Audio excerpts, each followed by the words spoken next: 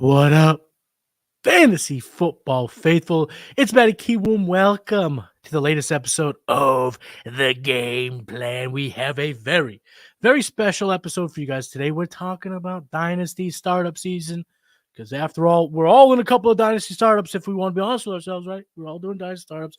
So we got Matt Babich on to talk about the do's and don'ts of Dynasty startups. So why don't we just get right on into it?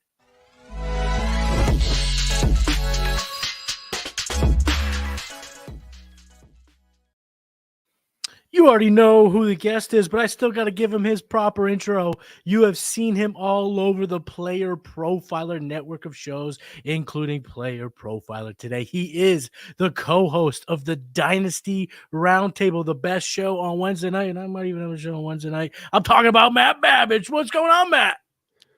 Man, incredible intro. Thank you.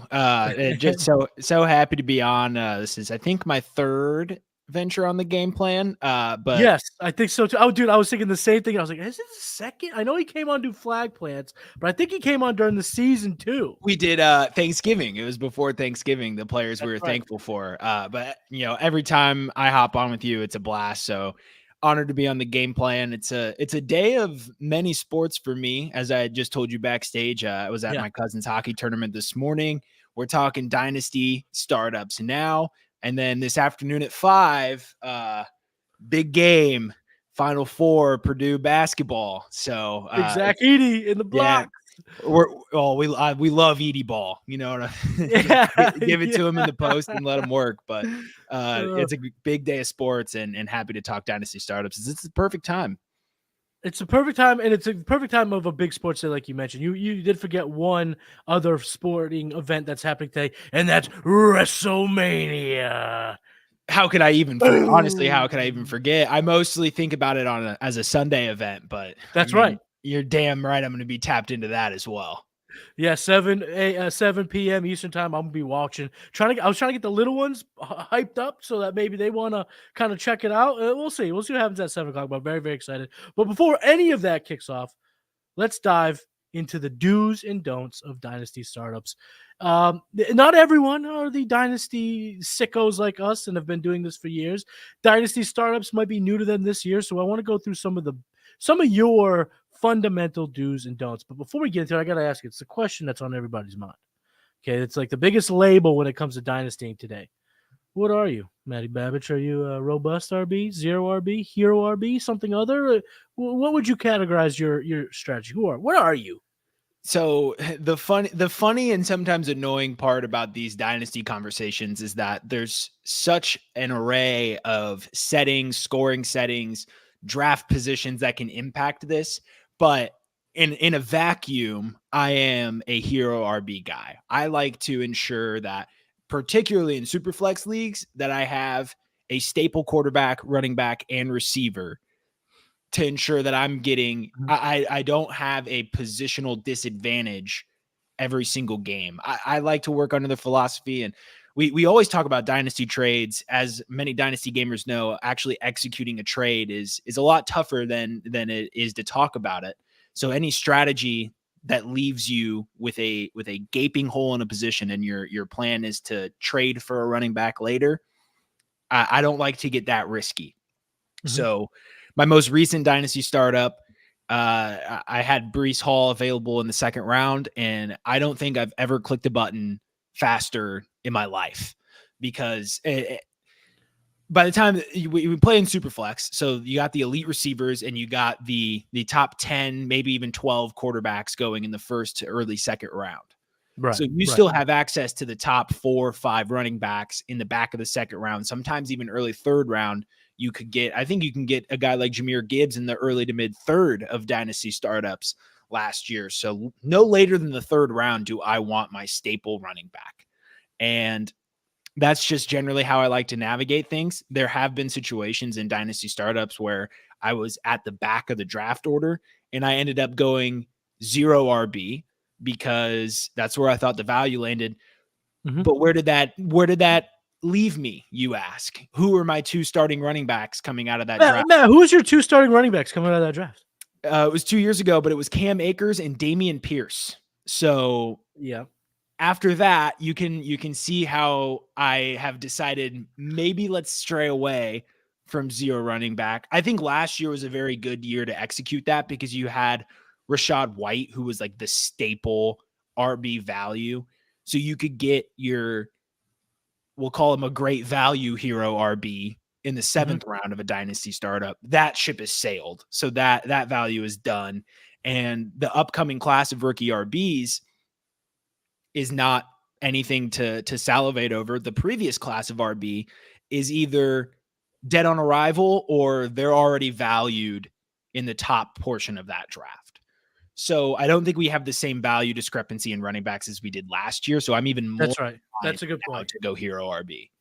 That's a great point because last year you had at least two incoming nukes that were going to go off. We knew Bijan and Gibbs were going to get sky high value out of the gate. We don't really know that in 2024. I'm kind of shocked that I'm even about to say this, but I've become a hero RB guy myself. Here in the game plan, we always preach flexibility, being kind of pivoting, all that stuff. But going into a draft, you kind of sometimes learn about your own strategies. I've kind of learned I'm an anchor RB. I'm straight 0 RB in redraft. We'll go 0 RB all day long till the cows. Absolutely. But in dynasty, I think you're onto some of the hero RB. Get one guy, kind of anchor yourself down with one good running back. You mentioned a couple of guys that you liked. Obviously, the top 4. You get Hall, you get Bijan, you get Gibbs. If you can get them at any kind of a discount, that's great. But you don't have to take one in the top to find. If you have a top 5 or 6 running back in your dynasty rankings, and he's available around 5 or 6, that could still institute it, right? Like, because that's where I find myself every single time right now. Yeah, absolutely. So normally we talk at hero RB and redraft in the top 3 rounds because the draft is a lot shorter. But in dynasty startups, as those roster spots grow and the draft rounds increase, that continues to build cushion because I'm looking at Player Profiler's dynasty rankings right now, and RB 8 through 13, you got guys like Saquon Barkley, Rachaad White, James Cook, Kenneth Walker, Kyron Williams. Like those are all guys that, let's say they're going 4th-ish round. That's a prime spot to have your RB1 because those are productive guys. Right. Getting a discount on Saquon Barkley as a 27-year-old, like if you have a win now team and you're getting Saquon Barkley in the 4th or 5th round of a startup, give yourself a clap because that's a great way to start your draft. So yeah, rounds 3 through 5 are perfect because the draft landscape doesn't even start pulling away some of these top 4 guys until the 3rd round. So that gives you about a 3-round cushion to start, figuring out where you're going to get your guy at. I'm still pretty high on JT and Kenneth Walker, and those guys are routinely there in the 5th and 6th round. So I'm able to get kind of the player that I'm willing to build the entire running back stable around. 5th, 6th round, Jonathan Taylor at 25 years old in dynasty startups right now. That is insane. That's a value. It's crazy. And you got to take it, right? You got to take it. I got another startup coming up soon. We did a dynasty mock startup a week ago with our friend Seth Dewald. I want to see. I'm trying to pull that up here because there was some value to be had in those drafts in terms of running. ETN in the 4th. Kenneth Walker 5.7. I knew I got him in the 5th in that mock. So I know it's a mock. But seeing it, that's why we do it. 4.9 Jonathan Taylor. So if that's how the market's going to be reacting, we're just going to be a couple of 1-2 hero RBers, and I'm totally cool with that. So hero RB, I think, is a big do heading into this season. It changes every year because as the community, as the industry, as the casual leagues become more and more like ideological towards 0 RBs, you're just going to get better value for your hero RB, and it's just going to cause the sickos, the guys who kind of have a little bit of 10 toes down, we're going to be grabbing these RB1s and at least having one in the bank. as we do our dynasty build. So that Anchor RB, I'm with you. Hero RB, whatever you want to call it. I think we are both on the same page there. That's a do when it comes to the do's and don'ts of dynasty startups. So I want to know about your golden rule. What's the Matt Babich golden rule of dynasty startup? Can be a do or a don't, either way. But I want to know what Matt Babich's golden rule of dynasty startups is. So Seth and I have Seth Dewald, my co-host for and the creator of the Dynasty Roundtable podcast. We kind of share this ideology where this is all about relationships. And so nothing gets done in a dynasty startup. Let's be honest. You're not going to be able to draft a multi-year champion. You got to make moves. You got to make trades. And how you make trades is through building relationships. And so I watched Seth firsthand execute this strategy to perfection in our Dynasty Roundtable startup league, because by the time the draft had kicked off, he had like 3 trades agreed to already, because he was in everyone's inbox saying like, hey, my name's Seth. I'm a dynasty, I'm a dynasty nut. I'm going to be trying to execute a lot of trades. Just want you to know that like I'm open for bit. And establishing that relationship with your league mates is huge, especially if you go into the league not knowing everybody. So building that relationship, we'll talk about this a little bit later in some of the don'ts later on in the show, but the easiest way to push away trade partners is by not forming relationships and acting like, you're at a Texas Hold'em table, you're at the final table in a poker tournament. Right. You got the poker face, like you're trying to pull fast ones on everybody. Yeah. And you're secretive, you're hard to work with, and people just aren't going to want to trade with you, because 75+% of leagues are low stakes, fun leagues where I promise you, nobody wants you to be a hard ass in your $25 to $50 dynasty startup. No one wants to do it. Yeah. Like people are at work, like just trying to look at their team to take time out of the day. Like no one wants someone who's tough to deal with in a low stakes league. Yeah, people usually check their teams, when they're going number 2, taking a little break on the porcelain pony, right? And then they don't look at their phone like, oh, this jerk is ruining my alone time here. So don't be a jerk. Know your league mates.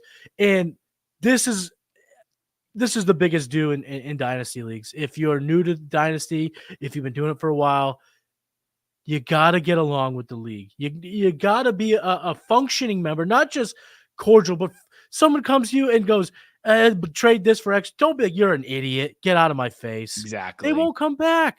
And another thing I'd love to add to that, don't ever be the guy who goes, we'll do a little acting here. The 2 Matts. Let's do an acting scene. I'm going to go ahead and text Matt Babich. Matt, what would you like for Saquon Barkley?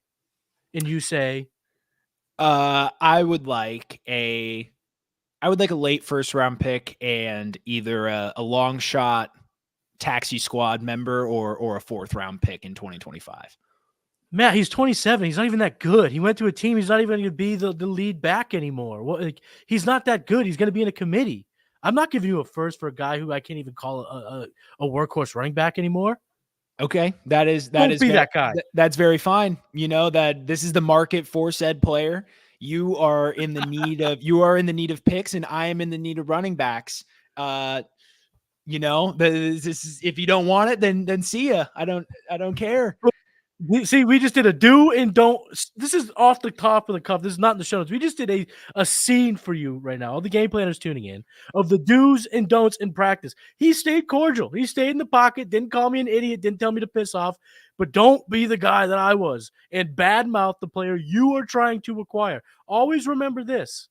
If the person that you're talking to about a trade declines your offer, you are on the same page. You cannot then badmouth their process, because your process is the exact same. You want that side. If they don't want to give up that side, they'd rather have that side too. You're on the same page. So don't be the guy then saying that they're an idiot for not. You're gonna make yourself look like a clown. So golden rule from Matt Babich. I cannot agree more. Get to know your league. Be cool with your league. Understand that you are a member of the market here, not just a disruptor. As Memphis Young said on the game plan a few weeks ago, he brought this great quote from Amarillo, this gambler. There it is. Amarillo Slim. You can shear a sheep 100 times. You can only skin it once. Keep that in mind with your league, because if you rip someone off, you ain't going back. They're not trading with you again. Shear the sheep, don't skin the sheep. Love it. So we're talking a little bit here about Dynasty startups, do's and don'ts. We just did an impromptu play, which is a game plan first. That's why it's always magic when you're on, Mr. Babich. But do you have a preference on where you start in your Dynasty startup? There are new formats coming out, the Kentucky Derby style. I've heard a few people do this where everyone kind of picks where they want, and the algorithm kind of sorts them out based on preference. So is there a place you like to start? And a follow-up to that would be like, how do you adjust your strategy based on where you're starting your Dynasty startup? Yeah, so this does depend. A lot of times the leagues have third round reversals in drafts where at the third round, the draft order flips and the 12th pick in a 12-man league becomes the first pick and the first becomes the 12th. And so that last pick in the first round gets the first pick in the second round and the first pick in the third round. So in all of my leagues where that is a thing, I tend to want to play towards the back. But I like to give myself some flexibility. So if you're in the back of the first in a super flex draft, the only issue is because the market is so high on quarterbacks, you're not going to have an elite quarterback. And you can win in super flex with mid-tier quarterbacks. Mm-hmm. It's just a lot harder because there are going to be 3 to 4 guys in your league that are working trades and have 2 top 15 quarterbacks on their roster and with 1 top 5. So there's going to be a disparity there. But I like to give myself more flexibility and stay closer to that top 10 and get a top 10 quarterback. And that way I still get a little bit of a benefit with the third round reversal. Right. You get pushed up a few picks in the third round. Mm-hmm. So you're not hurt by the third round reversal. You get that top 10 quarterback. And you get to kind of play the middle of the field. You get to see what happens and execute your strategy. I like to read the table rather than go out and fully execute what I think is best. Because we're playing with 11 different people in 12-man leagues. So many variables can happen. And you were in the Dynasty Roundtable startup. And so, you were one of the people that went all in. And so that's what I wanted to do to start the draft. But then what happens? You trade back up. I mean, Seth trades his first 3 picks. Yeah, and drafts 85 quarterbacks, QB hordes. Yeah, by the time the third pick is off the board, we have 5. Yeah. We have 5 teams that have very distinctly committed to going all in. So that right away, I'm like, okay, I can't go all in because now I got to bet against being better at that than 5 other players. So exactly. I do like kind of not being in the top end of the draft, no matter if it's a third round reversal or not, because it gives you that flexibility and allows yourself to adapt to the people who think that they can outgame everybody else. Right. And I'm going to add to that a little bit. I was very strong top of the first. I wanted my Mahomes. I wanted Allen. I wanted Hurts. I want to do that. But what I've come to find out is that the difference between drafting at 101 and then what you get at the end of the second and the end of the third, you leave your ass too much in the wind because the next 2 picks, the best value might be like kind of maybe next year having my winning window or the year after that having a winning window. Maybe trading back made more sense. And there's nothing worse than starting your dynasty team with Allen and a huge drop-off, because he's just going to get you up to here and the rest of the roster won't put you over the top. But if you do draft towards the end, I find that even trading out of the first, if the balls are bouncing your direction, you can go from 109 to 202, getting an extra 5th, 6th, however you work it out.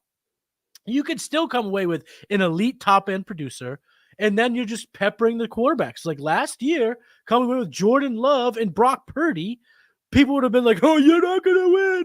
You probably smashed. Those guys were great. Exactly. And then there are guys towards the bottom of my top 20 quarterbacks that I'm willing to start out of the gate. Kirk Cousins, Will Levis, Jared Goff, even Bryce Young, I'm willing to put on if I can and hope that Dave Canales can save it. So I love the strategy of drafting towards the back. So we'll go on record saying do draft in the back for third round reversal. Don't be a superstar snob, if you will. Yeah, absolutely. And if you tough. the spot that a lot of the people in that early first round found themselves in is like, oh, I got to trade up if I want to really, really go all in right now. And that's obviously a risk, because if you're leveraging your entire future, your draft picks may not even hit, and you find yourself in the middle of the first round in the next year. And all of a sudden you're looking at your team going, I don't really know what to do with this. I don't have future capital. I missed on important players. And you kind of hog tie yourself. And so I think in Dynasty, really, like, any decision that leads to you having more flexibility is probably one that's safer to go down. I agree. I completely agree. You don't want to be the guy who takes the superstar quarterback and then be faced with this decision 1 year into your dynasty. Do I sell everything for one more superstar and just kind of build some pillars? Or do I sell the one player I have for whatever package, which is never enough? We're getting you ready for your dynasty startups with little do's and don'ts. I'm going to ask Matt what his strategy is here in the opening rounds. But before we get into that, let's hear from today's sponsor. This episode is brought to you by PlayerProfiler, the Dynasty Deluxe package. The rankings are the best in the industry. It includes strategy mode, where you can say, hey, change the rankings to be win now. Oh, change the rankings to be productive struggle. There's also a draft planner to help strategize where you should take players, because the draft planner also includes ADP. There's a trade finder where we look up on My Fantasy League and we see trades that are done, including a particular player. Then there's a trade analyzer where you can plug in draft picks, players, and we assign a lifetime value to draft picks out 5 years. The best thing about our trade analyzer, it can't be gamed with volume. And there's mock draft data to see right now what's the market for player X versus player Y, including in the fall when very few mock drafts are happening. And our Dynasty Guide, the Dynasty Dominator, would cost you $10 on Amazon, but you get it for free with Dynasty Deluxe, and you get our rookie guide for free, a $25 value. So you get all of that for $45. I mean, it's a great deal.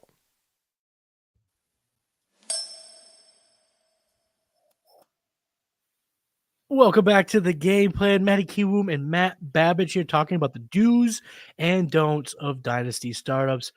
What's your typical strategy, Matt, for the opening rounds of a dynasty startup? We kind of talked about where we start drafting. We've kind of peppered in a lot of our strategies, but now let's patch it all together. What's your ideal 1, 2, 3, 4 start?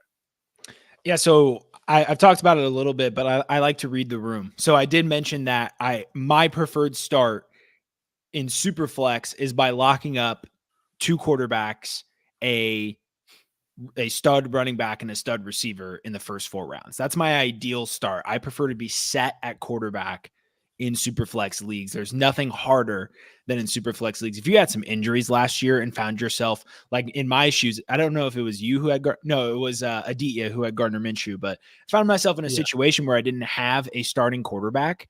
And trying to go out and get one mid-season is ridiculous. I mean, I overpaid to get Gardner Minshew on a short-term rental, and you sit there saying like, okay, like I have to wield a starting lineup, so I have to go out and get it. And so I always just prefer to be set at quarterback. So it's the toughest position to figure out if you're hogtied there, and you can get really just kind of bent over for some future capital if you're not careful there. Obviously, as the draft plays out, if the quarterback tier is not where I want it to be, and I get a value on a guy that's down around and a half, like the chat's kind of talking about Waddle being a favorite offseason buy. So he's a perfect example of somebody who, if I already had my receiver, running back, quarterback, he kind of fell to a point where he shouldn't be. I'll take Jalen Waddle and roll the dice and kind of figure out how to get my mid-tier QB2. Just means I'm going to draft my QB3 a little early. But right. My biggest thing is staying flexible and reading the room. It is way easier to be the best at a strategy that very few people in your league are implementing than trying to be the 6th or 7th team that's trying to win within the next 2 years. Mm-hmm. So I keep referencing the startup that you and I had in the Dynasty Roundtable League since it was the most recent one. But in that one, I didn't want to try and be the best all-in team because I got 5 other guys trying to do that. So what's easier for me is to draft a young core. I got my Kyler Murray, I got my Breece Hall, I got my DJ Moore, and now I can be on the right side of youth enough so to where I still have my future capital. I can put those pillars together. And then after those win now teams start fuming out, that's my prime. And you have so long to win that race. Whereas if you're trying to win now, you got to come out of that startup draft as one of the top teams. And oftentimes if you're a win now, you're already giving up future capital in the startup draft. And so if you come out of that draft saying, I got to buy, you did win now wrong. And so now you just keep leveraging your future. And that's a messy situation. It's how I navigated my first startup. And that team is still not ready to win. Just because when you strap yourself for capital and you make bad bets, it becomes so hard to put the pieces together. So being able to stay flexible and come away with a core of youth. And I think that's the most important thing. When you're drafting early, if you're going to be flexible, you got to take guys like Breece Hall, who still has 3 years left in his prime years of running back. You got to take guys, take receivers that are in or before their age apex, because you can't be hitting that career descent when it's your time to win. So if I can leave my first 4 rounds with at least 1 quarterback, 1 running back, and 1 receiver that's on the right side of the age production curve, that gives me time to win now, because these are top talented players. They can push you to a championship, but it also gives me the security of knowing that they're going to be productive for a few more years. Okay. And that's a good way. That's a good thing, I think, for people to take away from this, because I went back. I was just looking back at my Dynasty Roundtable startup team, and I was all in. And what ended up happening was I got into the playoffs at 4, but I lost in the first round. And now I have assets to churn, but that's exactly what I'm doing. I'm churning assets. I'm not necessarily being efficient in my transactions. I'm going to have to get a little crazy to kind of right the ship a bit. So I want to ask you just a couple of questions. These are on the spot, so you don't have to really take too much time. Just kind of let me know your answer. Because you want to be on the right age, are you taking a Jahmyr Gibbs over Christian McCaffrey? You see, not necessarily. If I truly don't think I'm winning in the next 2 years, given how the early rounds of the draft start, yes, I will value Gibbs over there. But in a different world than the Dynasty Startup League that we were in, when if I went, let's say Lamar Jackson in the first round, came back with what receiver would have been in the, let's say like a Amon-Ra St. Brown. Maybe that was still too early for last year, but I think it's fair now. So let's just say it was Amon-Ra St. Brown, and then come back in the 3rd round and I'm looking at Gibbs or McCaffrey. I'm probably going to be leaning towards McCaffrey, and then that dictates how I'm going to do the rest of my draft. So now you're in. Yeah, now I'm in, right? So I'm probably doing something like you did, where I trade back up into the 3rd, get another asset that's probably on the right side of youth. If it's a tight end premium league, I kind of maybe trade up for a Sam Laporta, Mark Andrews, even though they're probably gone by then. But I like what you did in that draft too, where you took Kelsey and then traded back up to get Andrews. It was not just unfortunate the way things shook out. Yeah. Like Kelsey had the worst year he's had in 13 years, and Mark Andrews got hurt. But that's one thing. That's a do that I'll say real quick in Dynasty Startup. I'm always trying to get Kelsey, even in startups now in the 6th round. I think it's insane. He was still tight end 1 on a points per game basis, but you got to get a little bit creative, because if you want to keep your boat afloat, you can't have too many eggs in Travis Kelce's basket. So in those leagues, I've been aggressive at getting an Andrews, and this was kind of the 101 I've done that. But in other ones, I was more aggressive getting Sam Laporta last year. So now I have Laporta in a few leagues. So I always wanted to put a little extra if you're going to focus on tight end or grab an early tight end, keep a little extra focus there just to keep that boat afloat. I really like what you're talking about here, when you not necessarily be holding to a strategy, you're letting your strategy unfold. So some people might get, no, I'm taking Gibbs no matter what, blah, blah, blah. You're saying, no, I want to win now. McCaffrey allows me to do that. My 2 previous picks didn't dictate the movement of this startup yet. It kind of left me flexibility. And I think what I want everyone that's tuning in today to take away from this is you've been preaching flexibility, and I think that is the biggest do, other than the golden rule of respecting your league and being a cool member of your market. Oh my boy, JD, I did have injuries that did derail the team. I did, but this show is not about the bad startup that I had last year. This is about Matt Babich's do's and don'ts. So I want to ask you this next question. Oh, what do you? Sorry, go ahead. Right before we get into the next question, you reminded me of a very important do that I'll sprinkle in here. At the end of the day, Yes. have fun with it. And so like that's what I loved most about your strategy was it was something I hadn't seen before, and it was fun. It was a fun attempt, like at the end of the day, again, unless you're in like 150 or whatever, like these really high stakes leagues where you got to be careful, you got to be sharp, like it's a lot of money. Have fun with it. Like that's what I like to do in my dynasty leagues too. Like I understand like you're going to get people on podcasts saying like all I do is win. And that's perfectly fine. Like that's awesome. Yeah. We all want to win. There are some teams where I'm like, like it's a $25 buy-in. Let's do this. Let's do this trade. Let's see what happens. So at the end of the day, it's fantasy football. It's meant to be fun. So have fun with it. Be inventive, be creative, do what you want to do. You know what? I think that might, I don't want to put words in your mouth, but I think that might actually be the ultimate golden rule. It could be, yeah.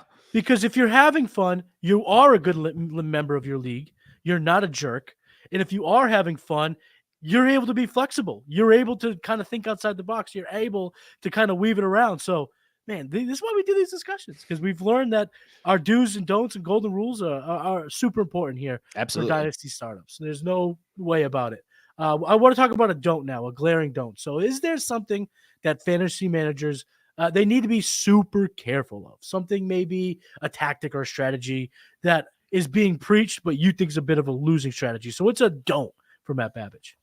Yeah, I don't know if this is necessarily how much this is being preached, but the heavy win now strategy where you're leveraging first round picks to get multiple first and second round picks, it's so risky. We've talked about it a little bit before, but I've been a dynasty startup where this guy came away with like Devontae Adams, Mike Evans, Keenan Allen. That might not have been the exact three, but he had three aging veteran receivers. You take a lot of bets on aging veterans when you're trying to win now and you're leveraging future capital for that can snowball and get away from you really quickly. So if you're overpaying for veterans who are on the wrong side of that age production curve, you're gonna get some steep drop-offs. You're gonna have seasons that are derailed by injury, and the less depth you give yourself there you're gonna have a harder time replacing those points. So I think the ultimate strategy that you need to be careful of is just how much risk are you intaking with this strategy. And every decision you make that continues to add on short-term risk, the more you need to be prepared to have like a full rebuild. So it's really easy to say like trade back up into the first. Honestly, either strategy that recommends extreme trading can be very, very risky. Because if you keep trading back, you keep acquiring these picks. What does that mean? Like you still need to put together a competent roster. And so that's an area I've struggled with in a previous rebuild team where I have all these picks, but I'm either not trading them for secure assets or the pick is not panning out the way I thought it would.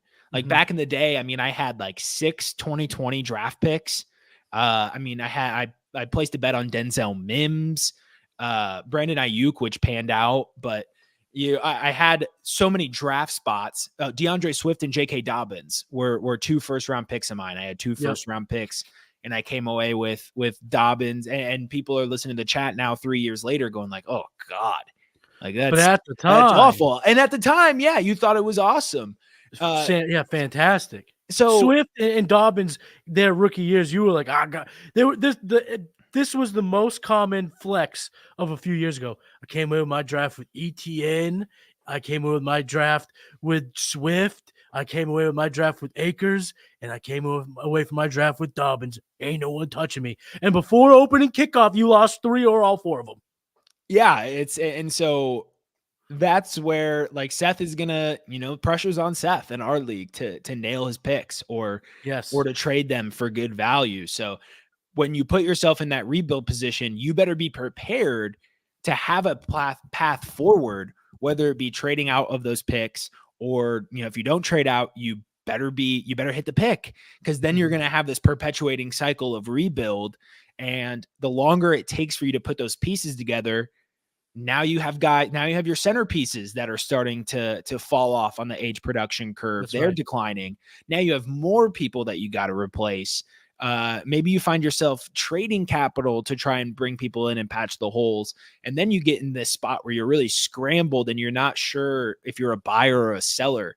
And so that's something where I think a lot of dynasty managers fall into, is they go to the extreme of win now, or they go to the extreme with rebuild, and then they find themselves in a situation where they're not exactly sure whether they need to be a buyer or a seller. And the fact that you don't know what you have in your roster just completely prevents you from making significant improvements. Well, what's like something, let's just say personally, like what's the checks and balances you kind of run in your own draft system? So when you're in a dynasty startup, you notice, man, I'm seeing a lot of value, but the last 2 were aging vets. I got to throttle it back. Or, I was able to pick up this future first because I traded back, but I want to be a little bit extra careful to not. What's your system of checks and balances? Yeah, so I think it all revolves around having a majority of your roster that is not an aging vet. You got to be able to stay youthful, because that's what you're monitoring, the age. I need to throttle back the age. I need to throttle back the age. But if the age is high, I want my draft supply to be high. Yeah. So that's the checks and balances there, to where if I'm starting to accrue some age, I want to make sure that, because I mean, there are guys, Seth and I talked about it. Mike Evans was a pretty late round draft or startup pick last year. Yeah. So if I hit the middle of the rounds and I'm starting to accrue a lot of guys like Mike Evans, and now I'm trying to get some future capital. It doesn't have to be first necessarily, but I need to have a plan to replace those guys. So that's the system of kind of checks and balances that I run. I try to keep youth centered. And then if I stray away from that in any direction, I just want to make sure that I have a plan to replace them with talent. A little balance. Maybe you see a couple of wide receivers coming down the pipe. You want one of them. They're older. You decide, maybe I trade back 2 spots, get a future second or something to kind of just hedge. Yeah. I love that. I love that balance of, okay, I'm okay accruing the risk of the age because my win now roster is telling me it's okay, but let's go ahead and be a little bit more aggressive at getting some future capital, some future stash players to kind of balance it out. I love that. I love that system and way to go about it. I also want to add one thing to the dues, one thing to the rigidness of kind of going all one way, whether being super future or super win now, is, companies do this thing called the SWOT analysis: strength, weaknesses, opportunities, threats. And often when you get to the threats, it's a lot of external factors. What can happen that are outside of your control that can hurt your company's progress, sales, whatever. And one thing that always happens in dynasty startup is outside market factors, things that you can't control, and now you're screwed. I've been talking to someone about they have it's a bad, not a bad roster, but it's not a roster that's going to win. They need to start recuperating some kind of future assets, and they have Saquon Barkley. Well, you know what the best offer he's gotten for Saquon Barkley? 2 seconds. It's not the best. It just doesn't feel like that asset should get you more. But if the market is telling you that's all you're going to get, you can't act like you can predict the future. That's the threat of this whole thing, is sometimes the market factors change a bit. Maybe some of your league mates start watching the game plan, watching Dynasty Roundtable, and all of a sudden the market's telling you, listen, last year when you got that QB off me, you're not getting another one off me. So make sure that you're able to stay flexible. Make sure you're not putting all your eggs in either basket, and keep that balance. I love that call. That if you notice you're getting a little high age, a little old fogey, grab a little bit of youth, grab some picks to make sure that your roster doesn't fall off a cliff in a year. The next question I want to ask you, it's kind of an open-ended question, so take it wherever you want, but it's about trading during the startup. Give me a couple of do's, give me a couple of don'ts, give me your golden rule. The floor is yours. Just how do you approach trading while the dynasty startup is happening? Yeah, so I like to reach out if someone's on the clock or if someone's about to be on the clock. I don't love trying to have conversations about picks that are involved like rounds later because so many things can occur. I may want to trade, we could be in the 11th round. And I can say, you know what, the way this draft board's shaking out, I think I'm going to want an extra pick around the 15th round. And then the 15th round comes along, all your guys got sniped and you're like, I don't want this. Now you got to try and trade out of it. So especially in a slow draft startup, there's so much time for things to develop. So keep things in the short term. It gives dynasty managers a clear picture of what they want to do too. So it's going to be easier to get a deal done if the picks that are involved are near on the clock or coming up. And then I like to just get a hold of people and say, hey, like, I'm looking to trade back up to get to, I like to be transparent in what I'm trying to do, because as we'll talk about, a little bit, I think it's the next question. Oh no. So this is trading. So sorry. I'm trying to look at the show sheet and I'm getting myself confused, but you got trading, WrestleMania on the brain. We get it. We get too many things. Trading is supposed to be a mutually beneficial process. Mm-hmm.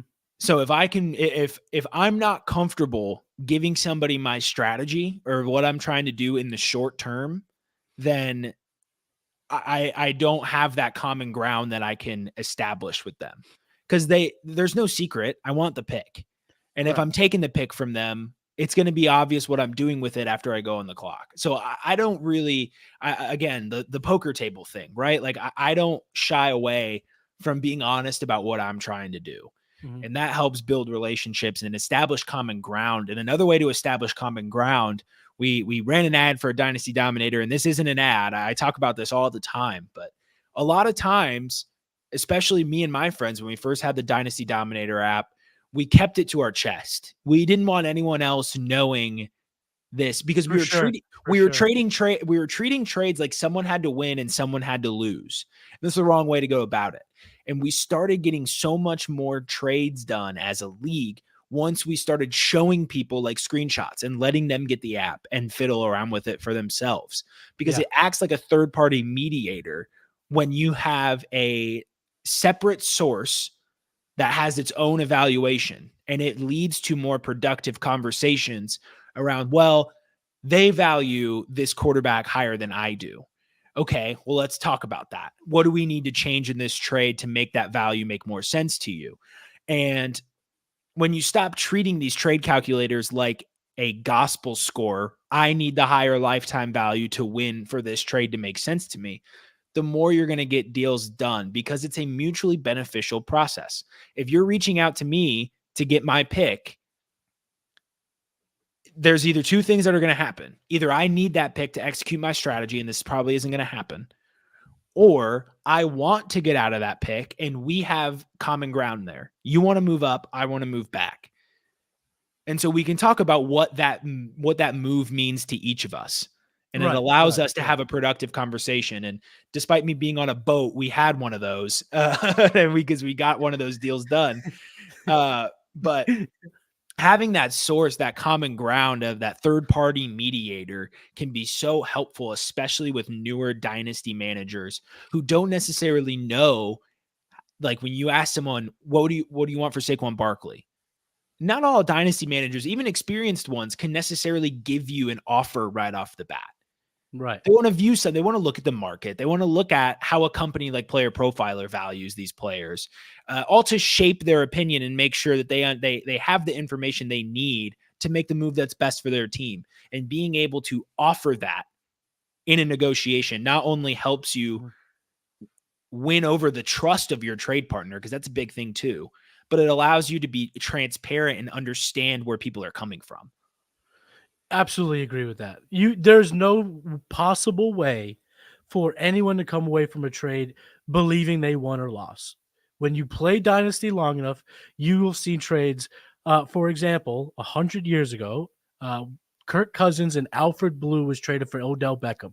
And at the time, the league was all pissed off that this team got Alfred Blue, who's a starting running back of the Texans, and a starting quarterback for a struggling rookie in Odell Beckham. Well, 2 days later was that Sunday against the Cowboys where he made one of the best catches ever, and it just turned everything on its head. So your point to not try to come away to win the trade, because nothing you do or I do or anyone else can do that's going to dictate a win or a loss in a given trade. The league, the game, on Sunday and Thursday and Monday, those games will dictate who wins and loses the trade. So the best thing you can do is communicate with your league mate, because at the end of the day, what's the golden rule? Got to have fun. We're doing these with either friends or potential. I've jumped in 4 random leagues with the same guy, and now we're friends. I've never met him before, but we are friends. We talk all the time about fantasy football. This is what happens. You need to develop these trusting relationships, because then you could say to them, hey, what's the price tag on this player? And they won't tell you to piss off, or they won't say it's your best player. They're like, yeah, to be honest with you, I probably need to upgrade here. Do you have anything for me there? And you can, honest to goodness, work out a trade, because like you said, it needs to be mutually beneficial. And that same thing goes for the trades during the startup. You can't act like someone's a fool because they want this pick from you. You can't act like you're a genius because you're trying to trade back into this round. You got to kind of give them a chance to see it for themselves and work with them, even when it's just numbers. Because sometimes it's tough. We see players, it's one thing, but now you're talking about the 310 and the 406 and the fun. Yep. It's just like you said, you got to wait till it gets a clearer picture of who's going to be on the board. Because then you can put the names and you can work with them and you can kind of patch together the right path to getting a successful trade done. And you never know. You definitely don't want people telling you that their office is closed when you need to make a trade. You want to make sure everyone's phone lines are open to you. And the best way to do that is to communicate what you're trying to get done, listen to what they're trying to get done, and try to patch together the right path to getting a trade done. So we've talked a lot, Matty, here. We've talked about the golden rules, how to start a draft, but now let's talk about landing this bird. Give us your do's and don'ts for late round picks. Youth over everything. If there is a veteran that is that deep in your draft, think about it. There is a reason for it. So like there's no point in drafting a Mac Hollins late in your draft because you think now in his 6th year in the NFL, he might have some opportunity to break out, and Arthur Smith, and he doesn't like this or that. And then come to find out, Mac Hollins is exactly who Mac Hollins has always been for the past 5 seasons in the NFL. And now you wasted a pick. And so treat it like the NFL draft. You want to know what you have in somebody as quickly as possible. So if you're taking a youth player, a player, within his first couple seasons in the league, and someone that has opportunity to break out and get some playing time in the NFL, that should be your target every single time. There are going to be veterans that slip through the cracks, or there's going to be a tier break in the youth, because late round dynasty startups get ugly. They get ugly. There's going to be times where you're going to say, look, I don't know who any of these rookies even are. I'm just going to take a guy like Braxton Berrios who could maybe break his way out. If he doesn't, I'm going to drop him for somebody who reveals themselves, throughout the season on the waiver wire. Right. That's completely fine. Like you don't need to shoot for this profile every single late round pick, because it's simply there's not enough demand there. But trade out too. Like it becomes gross. The value's not there, but if you can get a 5th round pick, a lot of times, or just a re-roll on this draft spot, you're probably looking good. Like a guy like Michael Wilson, who was going late in rookie drafts. He's the kind of guy who you see him in a draft pool for a upcoming rookie draft. Then you're going to be replacing those guys at the bottom of your roster with those guys anyway. So you might as well take a shot on, it didn't pan out, but like a Justin Shorter who has some sort of path to possibly playing time as the slot receiver in Buffalo, but it doesn't pan out. Buffalo's going to draft a receiver this year. Justin Shorter's still not going to get opportunity. We can cut bait and move on. We can trade him for a 6th or a 5th if someone's willing to take that bait, or we can drop him when we take our rookie draft picks and slate in the new set of guys. The last thing you want is somebody who you want to keep on your just clogging a roster spot. You don't know what you have in him. Like Simi Fehoko was kind of this for like a year and a half, where he was buried on the Cowboys roster, a late breakout. A lot of people saw a lot of positives in his game on film. He never got a chance, really. And so now he's in his third team and is in his 3rd or 4th year in the league, and it's over for him. But for 2 seasons, he was on that Cowboys roster, and he was clogging your roster spot because you kept saying, if he just gets the opportunity. Right. You got to take someone who has the opportunity. So guys like just kind of going through what ADP is now pre-draft, for like a running back perspective, Kimani Vidal or like Dylan Laub, even like Frank Gore Jr., Garendo, receivers like Javon Baker, Malik Washington, guys who are going to be like late, right now, 5th round picks in rookie drafts that are going to be at the bottom of your startup. That's right. Those are the guys you want to just take shots on, because you're going to know very quickly whether or not Ray Davis, there you go. There's another one, a guy who can, if he lands in a spot with opportunity, take a shot on Ray Davis, because his probability of being worthwhile is way better than, I know I'm dating myself here, but like a Kenyon Drake, a guy who was hanging around the league might pop up. So take the shot on the youthful guy that's got a chance. Once these guys get 3 to 4 years plus into the league, we know who they are. Coaches know who they are. They're not going to be significant producers. YOE, baby. That needs to be made into a t-shirt for you, Matt. Youth over everything. I don't know if we want to put that on a t-shirt. I don't. Why is that bad? Not with what P. Diddy's in the news for.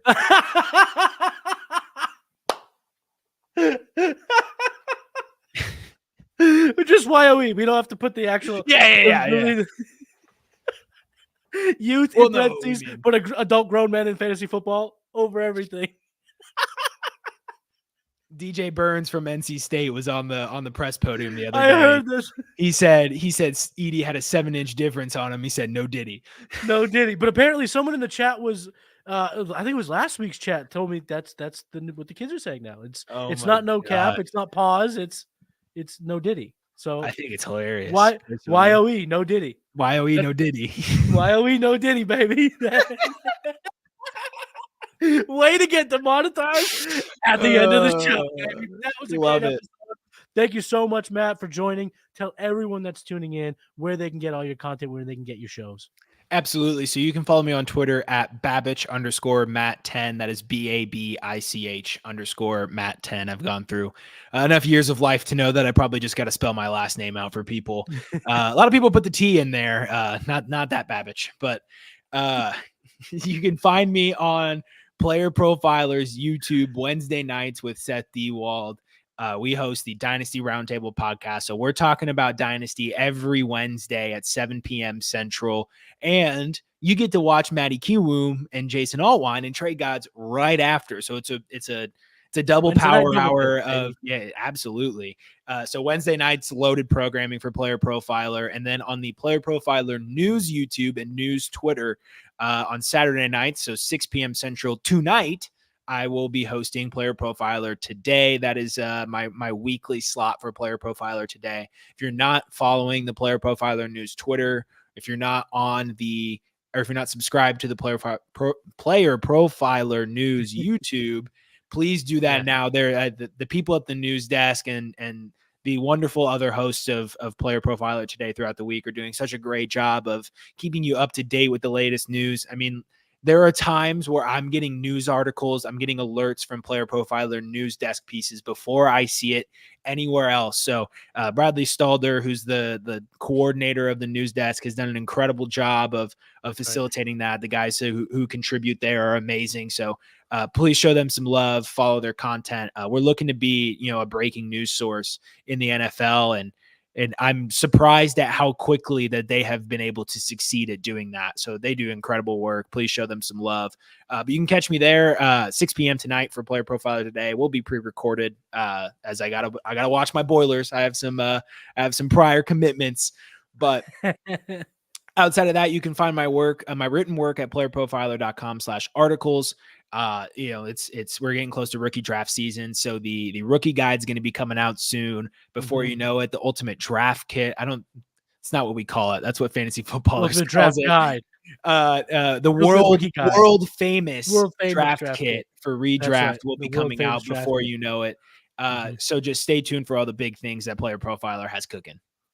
Absolutely. Go over to Player Profiler YouTube channel, subscribe, put the notifications on so you don't miss all the shows that Matt is hosting or any of the shows that I come on, Game Plan, Trade Gods, Future Cast, Blue Chips, Tuesday night, The Hurdle with Cody Carpentier. But what I really just want to plug is the draft coverage.